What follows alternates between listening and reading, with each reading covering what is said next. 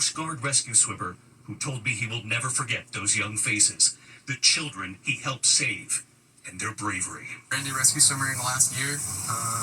But again, any of the rescue swimmers are doing the same thing. Yeah. So, well, I'm sure those parents thank you too. Yeah, I'm glad their kids were tough. Yeah. So, Thank you. Thank you. Very good. Yeah, of course. Thank you. We told him so many of those parents must be grateful to him and all of the first responders. They have been just incredible here in Texas. And by the way, he kept count. They helped save 165 children in the hours after that emergency first began. Tonight, of course, those heart-wrenching questions now. Could more have been done to save lives here? Was the alert system enough? ABC's chief national correspondent Matt Gutman also here on the ground tonight, piecing together the critical timeline, the alerts and warnings. When did they come? And tonight, state and local authorities are already being pressed. Will changes be made here? Tonight, along with the thousands of first responders and volunteers searching for signs of life along the battered banks of the Guadalupe River, there is a parallel search for answers, whether lives could have been saved by a better warning system. The first flash flood warning issued at around 1 a.m. The first flash flood emergency blasted out just after 4 a.m. But that's not what roused Stuart Gross from bed. What was it that woke you up? The fire department. It wasn't the alert on your phone? What you're saying is that a better alert system would have saved lives. Absolutely. Absolutely. If it wasn't for the Ingram Volunteer Fire Department, we would have lost a lot more people down below. Countless others also missing the alert. Officials ducking questions about the alert system. It's very tough to make those calls because what we also don't want to do is cry wolf. LA Today canceling an afternoon press conference. ABC News learning the National Weather Service in Austin and San Antonio did have 5 meteorologists working the severe weather event as part of its surge staffing protocol. It's normally staffed with 2. They issued warnings that rivers, creeks, streams, and other low-lying locations may rise out of their banks. Dozens of summer camps dot this beloved region of the Guadalupe River and other waterways here. We're here just outside Camp Mystic. You can see the front of that building ripped clean off. Over here, people taking out the belongings of campers, including their trunks. And the floods from this weekend raising questions about whether it's safe for camps like this to be so close to the river's edge. They call this area Flash Flood Alley, and it's one of the 3 most dangerous regions in the entire country for flash floods. The river flooding nearly once every decade over the last 100 years. David, a short time ago, Texas's lieutenant governor saying that sirens may have made the difference, might have saved lives here. He said going forward, the state will pay for them. David. A lot of questions to be answered moving forward here. Matt Gutman tonight, our thanks to you as well. And as I mentioned, there's a massive search and rescue effort still underway tonight, from volunteers and local first responders to National Guard and active duty forces. Tonight, our Maria Villarreal flying with the U.S. Coast Guard in the air, the search teams above, and tonight right here on the ground, they are not giving up. Tonight, across this ravaged flood zone, the painstaking search for the missing. And it's a race against the clock.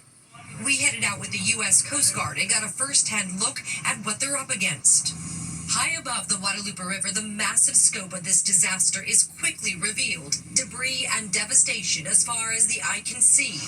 Pilots searching with multiple cameras, including one with heat-detecting technology, scouring water and dense woods below. It is a very good camera that we have. It is also an infrared camera, so we can find heat signatures, things like that.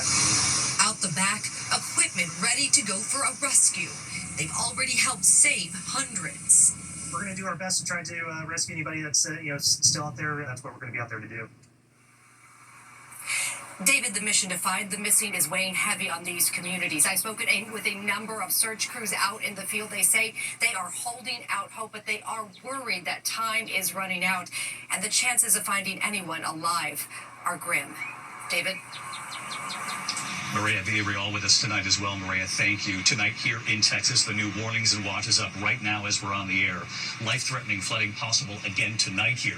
Chief Meteorologist Ginger Zee, of course, tracking this again tonight for us. And Ginger, I know the people of Texas just aren't in the clear yet.